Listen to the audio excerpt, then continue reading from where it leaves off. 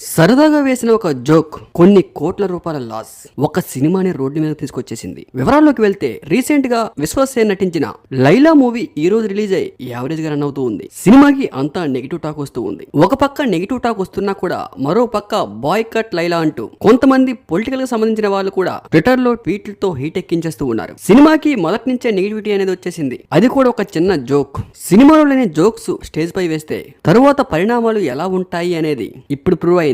అసలు సినిమాకి సంబంధం లేకుండా పొలిటికల్ హీట్ ఎక్కిస్తూ అసలు అక్కడ ఆ పొలిటికల్ డైలాగ్ వాడవలసిన అవసరం కూడా లేదు. కానీ తన స్వార్థం కోసం, తన హ్యాపీనెస్ కోసం 30 years ఇండస్ట్రీ పృథ్వీ అక్కడ ఆ మాట అనడం వల్ల 24 hours తిరక ముందు బాయ్ కట్ లైలా అంటూ కొన్ని వేల ట్వీట్లు ట్విట్టర్ లో చెక్కెళ్లు కొట్టేశాయి. దీంతో ఒక్కసారిగా విశ్వసేన్ మీడియా ముందుకు వచ్చి అందరికీ క్షమాపణలు చెప్పినా కూడా సినిమా బాగుంటే ఎవరూ ఆపలేరు. కానీ ఈ సినిమా కొంచెం నెగిటివ్ టాక్ రన్ అవుతూ ఉంది. హడల్డ్ కామెడీ ఎక్కువ ఉందని, ఫ్యామిలీస్ తో కలిసి చూడడం కష్టమంటూ మరికొంతమంది చెప్తూ ఉంటే ఇప్పట్లో ఇలాంటి కామెడీలన్నీ కూడా చాలా కామన్, ఇంతకన్నా దారుణమైన కామెడీలు చాలా చూసామంటూ మరికొంతమంది సినీ ప్రేక్షకులు చెప్తూ వస్తూ ఉన్నారు. సినిమా రివ్యూ ఇచ్చే వాళ్ళు మాత్రం అందరూ నెగిటివ్ గా రివ్యూ చేస్తూ ఉన్నారు.